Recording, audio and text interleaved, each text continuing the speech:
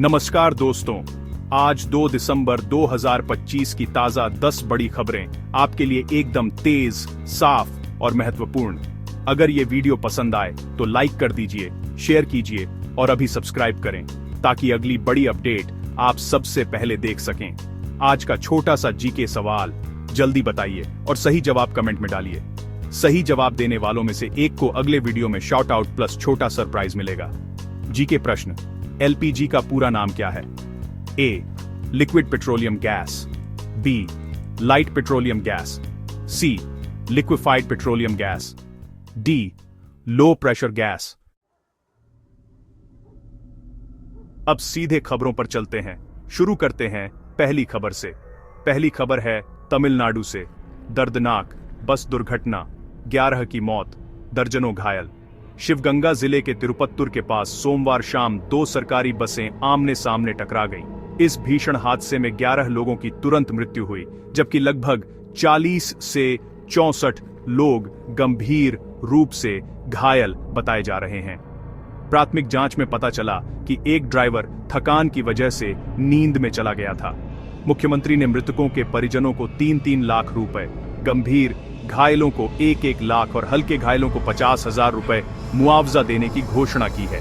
आइए अब बढ़ते हैं अगली खबर की तरफ। संसद से जुड़ी बड़ी अपडेट सुनिए। दूसरी खबर है संसद से। शीतकालीन सत्र शुरू, 14 महत्वपूर्ण बिल पेश होंगे। भारतीय संसद का शीतकालीन सत्र सोमवार से शुरू हुआ और यह 19 दिसंबर तक चलेगा। सुबह प्रधानमंत्री ने 10 बजे मीडिया को संबोधित किया। इस सत्र में कुल 15 बैठकों का कार्यक्रम है और सरकार 14 अहम विधेयक पेश करने जा रही, जिनमें atomic energy bill, GST cess bill, insurance laws amendment bill और सिक्योरिटीज मार्केट्स कोड बिल शामिल हैं।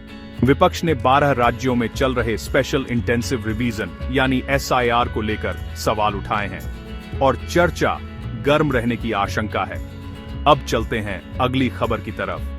दिल्ली ब्लास्ट जांच से बड़ी कार्रवाई। तीसरी खबर है दिल्ली ब्लास्ट से जुड़ी। एनआईए की बड़ी कार्रवाई, 8 जगहों पर छापेमारी।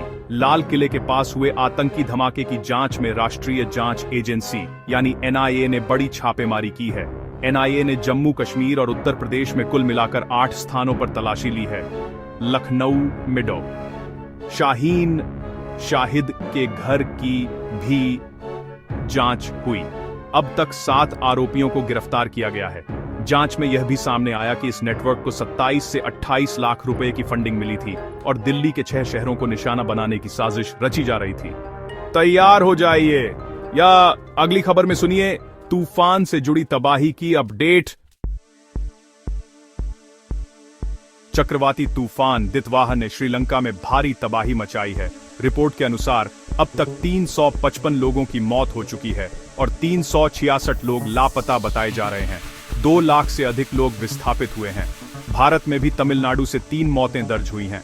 तूफान अब कमजोर होकर डीप डिप्रेशन में बदल गया है और चेन्नई के पास स्थित है। बचाव और राहत के लिए 28 से ज्यादा डिजास्टर रिस्पांस टीमें तैनात की गई हैं। आइए बढ़ते हैं अगली खबर की तरफ। गैस की कीमतों में राहत की खबर सुनिए।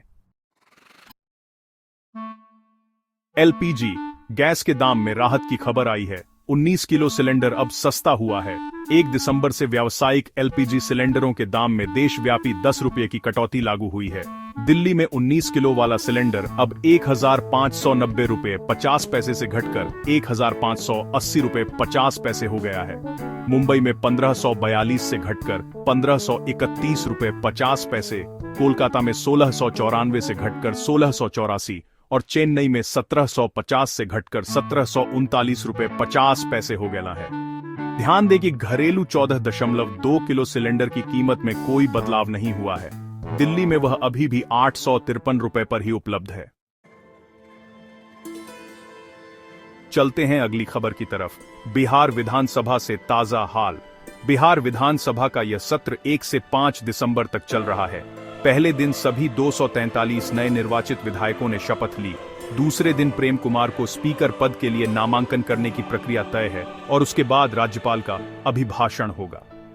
सरकार ने स्थानीय स्तर पर कई कर्मचारियों और योजनाओं पर चर्चा के इरादे जताए हैं।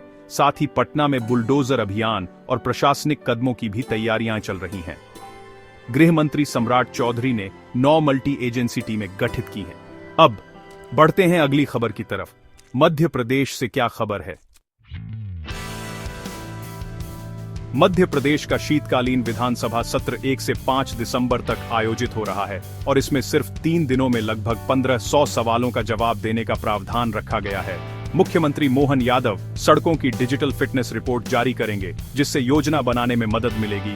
इंदौर उज्जैन के बीच बनने वाली 48 किलोमीटर की नई हाईवे से यात्रा समय घटकर करीब 30 मिनट रह जाएगा। साथ में बाघों की जनगणना शुरू हुई है और टाइगर रिजर्व्स में रात की सफारी पर प्रतिबंध लगा दिया गया है। अब अगली खबर की तरफ। उत्तर प्रदेश में क्या नया है?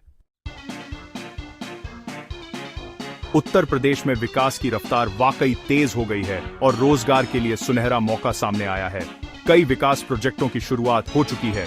यूपी ट्रांसपोर्ट में कॉन्ट्रैक्ट ड्राइवर्स की भर्ती शुरू हो गई है ताकि यातायात में और सुधार हो सके। ई मैपिंग सिस्टम से जमीन विवादों को कम करने की योजना बनाई गई है। दिसंबर से 5 लाख करोड़ रुपए की निवेश योजनाएं जमीन पर उतरने की तैयारी में हैं। बनारस में आयोजित रोजगार मेले में करीब 20,000 नौकरियों के अवसर बताए गए हैं और बिजली बिलों पर कुछ जगहों पर सरचार्ज भी माफ किए जा रहे हैं। आइए अब बढ़ते हैं अगली खबर की तरफ। राजस्थान से कुछ महत्वपूर्ण घोषणाएं। राजस्थान में मुख्यमंत्री भजन लाल की सरकार ने अपने 2 साल पूरे होने पर बड़ी घोषणाएं की हैं। 20 दिसंबर से बड़े किसान सम्मेलन का आयोजन होगा। सरकार ने 31,600 किसानों को कुल 200 करोड़ रुपए का अनुदान देने, 5 लाख किसानों को 700 करोड़ रुपए की कृषि मदद और 5 लाख पशुपालकों को 100 करोड़ रुपए देने की योजना घोषित की है। दौसा के दौरे में मुख्यमंत्री ने कई विकास योजनाओं और लाभांतरण के कार्यक्रम भी रखे हैं। अब बढ़ते हैं अगली और आखिरी खबर की ओर। कृषि क्षेत्र की बड़ी सफलता। प्रधानमंत्री ने घोषणा की है कि 2025 में भारत ने 357 मिलियन टन अनाज का रिकॉर्ड उत्पादन किया है, जो एक ऐतिहासिक उपलब्धि है। तुलना के लिए देखें तो 2015 में यह आंकड़ा 257 मिलियन टन था, यानी बीते 10 साल में लगभग 40% की वृद्धि हुई है। इस बढ़ोतरी में पीएम किसान सम्मान निधि जैसी योजनाएं, बेहतर बीज और सिंचाई और प्राकृतिक खेती को बढ़ावा देने जैसी पहलों का बड़ा योगदान माना जा रहा है। यह उपलब्धि देश के खाद्य सुरक्षा लक्ष्य के लिए बहुत अहम मानी जा रही है। धन्यवाद। अब चलते हैं अंत की ओर। कैसी लगी आपको ये सारी खबरें? मुझे कमेंट्स में जरूर बताइए। अगर वीडियो अच्छा लगा हो तो इसे लाइक कीजिए और अगर आपने चैनल को सब्सक्राइब नहीं किया है तो अभी सब्सक्राइब कीजिए। साथ ही घंटी के निशान को दबाना मत भूलिएगा ताकि आपको हमारी हर नई वीडियो का नोटिफिकेशन सबसे पहले मिले। मैं फिर मिलूंगा ऐसी ही अच्छी और खास खबरों के साथ। तब तक के लिए जय श्री राम, जय हिंद, वंदे मातरम।